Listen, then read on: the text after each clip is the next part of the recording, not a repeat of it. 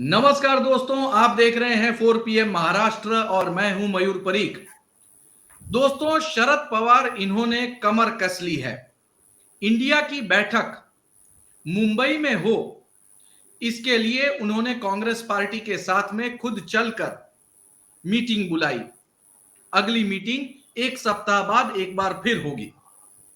यानी कि शरद पवार ये मैसेज बहुत ही क्लियरली दे रहे हैं कि वो इंडिया यानी कि विरोधी पक्षों के गठबंधन के साथ पूरी ताकत से बने हुए हैं। लेकिन फिर भी महाराष्ट्र की राजनीति में एक चर्चा जोर पकड़ रही है। वो चर्चा ये है कि कहीं शरद पवार ऐन मौके पर अपना पाला न बदल दे। ये चर्चा इसलिए तुल पकड़ रही है क्योंकि शरद पवार इन्होंने खुलकर कभी भी अपने भतीजे अजीत पवार की क्रिटिसिज्म नहीं की। इतना ही नहीं, जब वो छगन भुजबल की कॉन्स्टिट्यूएंसी में प्रचार करने के लिए गए तो उन्होंने छगन भुजबल का नाम तक नहीं लिया। इसी के साथ उन्होंने न घड़ी ये सिंबल पाने के लिए ना ही राष्ट्रवादी कांग्रेस पार्टी का नाम अपने साथ में बनाए रखने के लिए कोर्ट में जाकर सामने से अपनी पेशी की, बल्कि एक केवियट फाइल की और वो राह देख रहे हैं कि अजीत पवार उनके खिलाफ कोई कार्यवाही करे। कुल मिलाकर इस तरह की शांति क्यों बनी हुई है? क्या चाचा और भतीजे एक दूसरे के साथ हैं या फिर शरद पवार अपना असली दम मौका आने पर दिखाएंगे?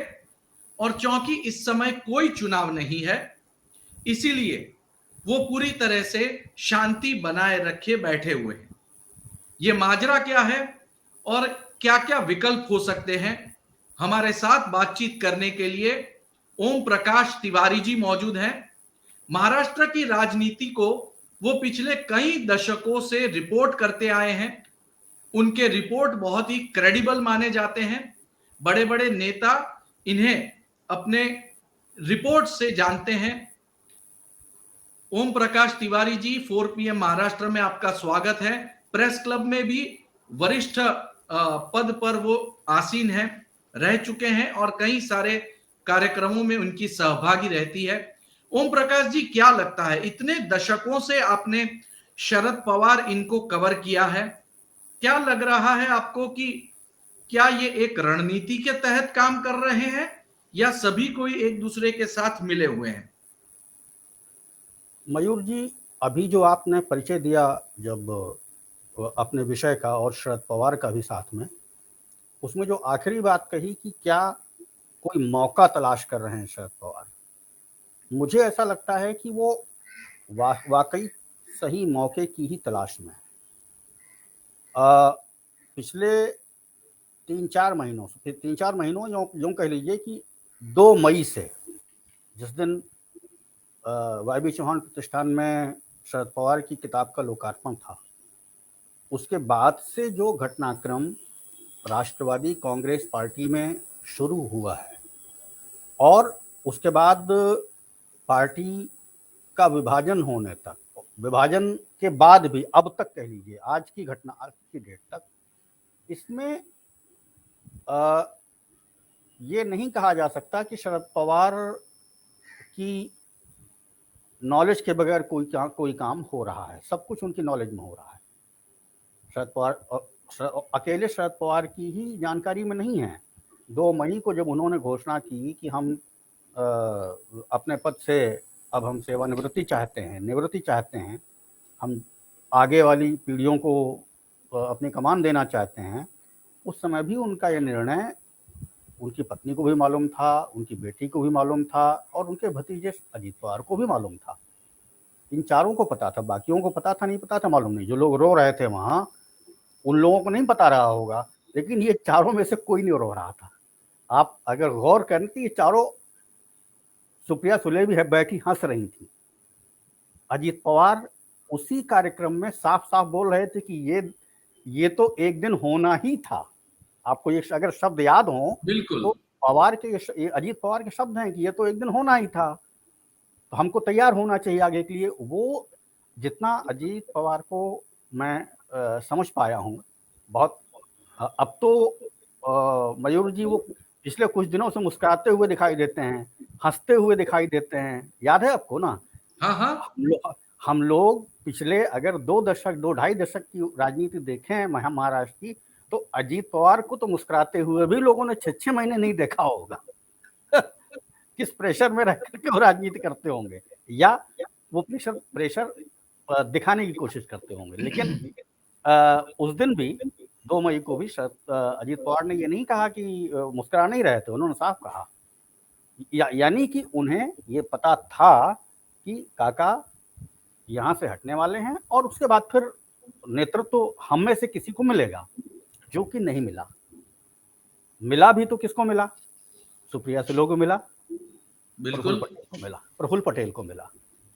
अजीत दादा को उसके बाद भी अगर बुला करके और प्रदेश की कमान दे दी गई होती, तुरंत दे दी गई होती कि भाई चलो, उसी समय जहां जहां 2 फैसले किए ना, तीसरा भी उसी के साथ कर देते वो, कि चलो ठीक है, अब अजीत पवार की बारी है, तो शायद पार्टी का विभाजन रुक जाता। और ये कोई नाजायज डिमांड, या यूं कह लीजिए कि मनसा अजीत पवार की नहीं थी। अजीत पवार 1990 से राष्ट्रवादी कांग्रेस पार्टी में ऊपर से नीचे तक सारे कील कांटे वही दुरुस्त करते आ रहे हैं। भले ही पवार साहब ने उप मुख्यमंत्री कभी बना दिया हो भुजबल को, या प्रदेश अध्यक्ष किसी को भी बनाते रहे हों, वो आर पाटिल कभी सुर्खियों में रहे हों, कभी जयंत पाटिल रहे हों, कभी छगन भुजबल रहे हों, या दूसरे लोग रहे हों, लेकिन चलती पार्टी में अजीत दादा की ही। टिकट बंटवारे में भी अजीत दादा की ही चलती थी। ये जो जितने अभी तो स्पष्ट नहीं हुआ है ना कि कितने, उसकी जरूरत ही नहीं है अभी, लेकिन संख्या बल अगर देखा जाए कि पार्टी के कितने विधायक इनके साथ आए हुए हैं, तो वो हमको लगता है कि 90% टिकट पार्टी में अजीत दादा की मर्जी से बटे हैं। जिनको उन्होंने टिकट दिया है और जिनको उन्होंने जीतने में मदद की है किसी भी तरह से, फाइनेंशियल मदद भी आती है इसमें। चुनाव भारतवर्ष में कोई फ्री में नहीं लड़ा जाता। वो राम मनोहर लोहिया जी ने कहा था, चर्चा पर्चा और खर्चा, चुनाव लड़ना है तो तीनों करना पड़ेगा। तो ये जो खर्चा वाला सवाल है, ये भी अजीत दादा ही संभालते रहे हैं। अभी की बात है, यानी जिस आपने नासिक की मीटिंग की बात की, हाँ शरद पवार वाली, आपने हाँ अजीत पवार वाली मीटिंग की भी बात करी है। अजीत वो तो नासिक में हो क्या है ना, बिल्कुल। नासिक वो पहुंचते हैं, और वहां की एक विधायक हैं, महिला विधायक देवलाली से, उन्होंने साफ साफ ये कहा कि हमको हमारे क्षेत्र का विकास करना है, इसलिए हमको दादा के साथ जाना है। और उसके बाद अभी 3 दिन पहले जब निधि बंटवारा हुआ, तो सरोज आहिरे को उनके क्षेत्र के लिए पर्याप्त निधि प्राप्त हो गई। 200 करोड़ रुपए बटे हैं, 250 करोड़, 241 करोड़, 120 करोड़, हाँ, मेडिकल मतलब जो भी है स्कूल, कॉलेज। भाई, वो ठीक है ना। तो ये चीज अच्छा, अब इसी में और आगे बढ़िए आप, तो देखिए इस राष्ट्रवादी कांग्रेस पार्टी, मयूर जी, जब इससे पहले वो सिर्फ कांग्रेस पार्टी रही होगी, 1989 से पहले तो वो भी कांग्रेस ही थे ना। शरद पवार को हम कांग्रेस का ही मानते हैं, वो कांग्रेस ही हैं। वो एक बार उन्होंने खुद 2014 के इलेक्शन से पहले जब वो पत्रकारों को अलग अलग इंटरव्यू दे रहे थे, तो उन्होंने ये बात खुद मुझसे कही थी कि ये भाजपा का बाकी सब ठीक है, लेकिन ये जो कांग्रेस मुक्त भारत का नारा है, ये इनको नहीं देना चाहिए, क्योंकि भारत में आज भी कांग्रेस को मानने वाले बहुत से लोग हैं। ये शरद पवार के शब्द हैं। यानी वो आज भी कहीं ना कहीं, वो सोनिया गांधी के कारणों से या XYZ किसी भी कारण से कांग्रेस से अलग हो गए होंगे, लेकिन मन से तो शरद पवार भी कांग्रेस से ही है ना। तो वो इसमें ऐसा है कि कांग्रेस के साथ उनकी सिंपैथी और कांग्रेस की नीतियों से, जब से भी रहे हों वो, राष्ट्रवादी कांग्रेस पार्टी बनने के पहले कांग्रेस में, तो उनका एक ही चीज है कि वो उनकी जो एक क्या कहेंगे कि विचारधारा के रूप में वो कहीं और नहीं जा सकते। लेकिन फिर ओम प्रकाश जी, मैं आपसे ये जानना चाहता हूं कि हाँ, वो इतने इस समय शांत क्यों बैठे हुए हैं? नहीं, दोनों दो नावों पे चलना चाहते हैं ना भाई। वो चाहते हैं कि हम इधर भी बने रहें और हम इधर भी बने रहें।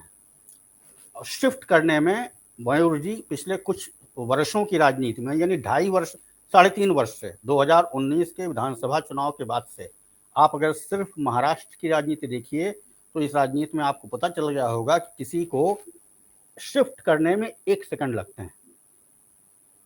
यानी कोई विचारधारा का महत्व नहीं है।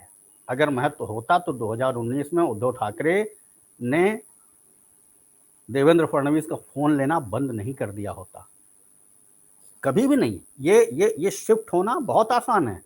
आज वो शरद पवार जी बाकायदे बैठक कर रहे हैं।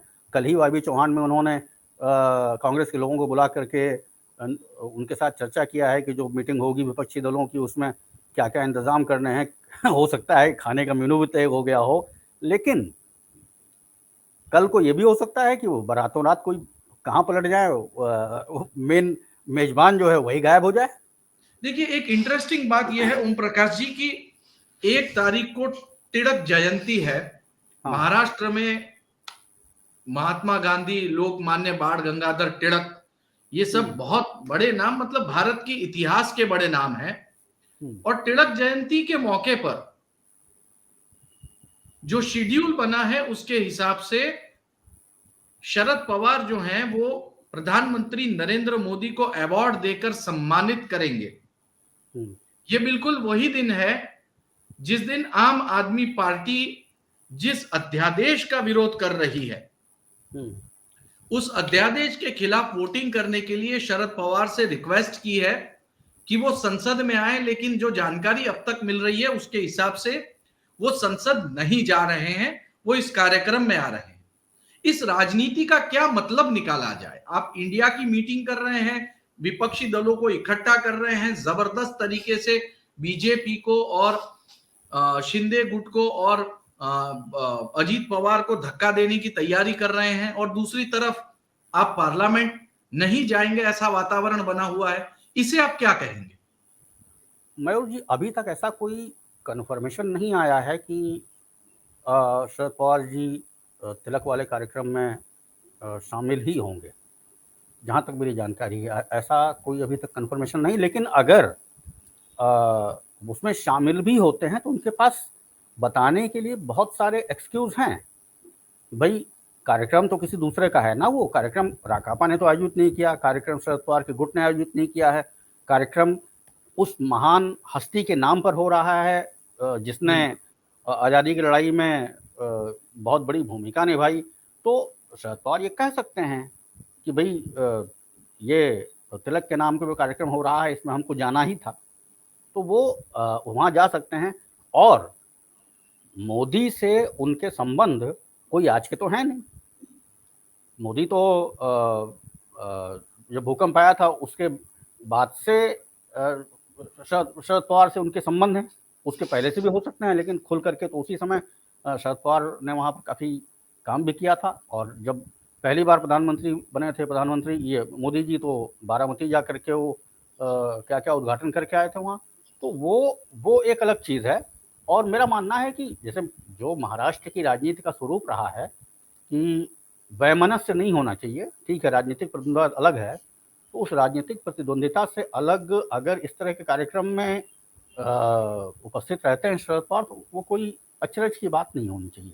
हाँ, केजरीवाल की बात जो आपने की, तो वो विधेयक कितना विधेयक के पक्ष में या विपक्ष में कितने लोग खड़े रहेंगे ये तो उस दिन पता चलेगा, क्योंकि अभी भी स्थिति वहाँ भी साफ नहीं है, सब डामाडोल ही है। यानी कोई जरूरी नहीं कि अकेले पवार के ना जाने से वो विधेयक में नुकसान हो जाएगा उनका। बहुत से लोग ऐसा होगा कि वो दिन आते आते हो सकता है कि नहीं रहेंगे वहाँ। जी, बहुत बहुत शुक्रिया ओम प्रकाश जी, आप इस कार्यक्रम में आए और शरद पवार इनकी रणनीति पर आपका जो नॉलेज था वो हमारे दर्शकों के एक चीज़ और कहना चाहूँगा मैं मयूर जी, जो बात आपने कही ना कि ये इधर भी उधर भी, देखिए मसला ये है कि अगर वो आज जिस हिसाब से जितने लोग विधायक और सांसद तो ज़्यादा हैं ही नहीं ना एनसीपी के लोकसभा 5 है बस। हाँ, तो वो उस तक की बात जाने दीजिए, लेकिन ये खुद अगर बने रहते हैं तथाकथित ये जो विपक्षी गठबंधन बन रहा है इंडिया, इसमें तो ये चाहते हैं कि हमारे पांव इधर भी जमे रहें। कल को हो सकता है कहीं भाजपा 273 से नीचे फिसल के आ गई, अगर 272 270 या कोई उसको सहारा नहीं मिला, हालांकि ये अटल बिहारी वाजपेयी का दौर नहीं है, ये नरेंद्र मोदी और अमित शाह का दौर है। अगर कहीं ऐसी लॉटरी लग गई तो देवेगौड़ा की तरह से शरद पवार को चांस भी मिल सकता है। तो शरद पवार वो चांस भी अपने हाथ से जाने देना नहीं चाहते। और दूसरी तरफ अपनी बेटी के सुरक्षित भविष्य के लिए वो तो यहाँ जो चुप्पी साध के बैठे हुए हैं, वो इसलिए साध के बैठे हुए हैं कि कल को अगर शिफ्ट भी करना पड़े अचानक कहीं, तो वो फिर कोई न कोई बहाना करके, एक्सक्यूज दे करके और वो शांत बैठ जाएंगे। सुप्रिया सुले, अजीत पवार एक साथ हो जाएंगे, वो तो भाई बहन ही है ना। सही, खूब कही आपने खूब कही। आप इस शो में आए, अपना नॉलेज शेयर किया, आपका बहुत बहुत धन्यवाद। हम इसी तरह से आप हमारे शो में आते रहिए, आपका धन्यवाद। तो कुल मिलाकर दोस्तों, महाराष्ट्र की राजनीति में शरद पवार क्या करेंगे, क्या कहेंगे, कब कहेंगे, क्यों कहेंगे, किसके सामने कहेंगे, किस कार्यक्रम में जाएंगे, किस कार्यक्रम में नहीं जाएंगे, इसको लेकर सिर्फ कयास ही लगाए जा सकते हैं। बहरहाल महाराष्ट्र की राजनीति में रस्साकशी जो है वो दोनों तरफ से पूरे जोर से हो रही है। देखना यह है कि इसका अंत किस ओर आगे बढ़ता है।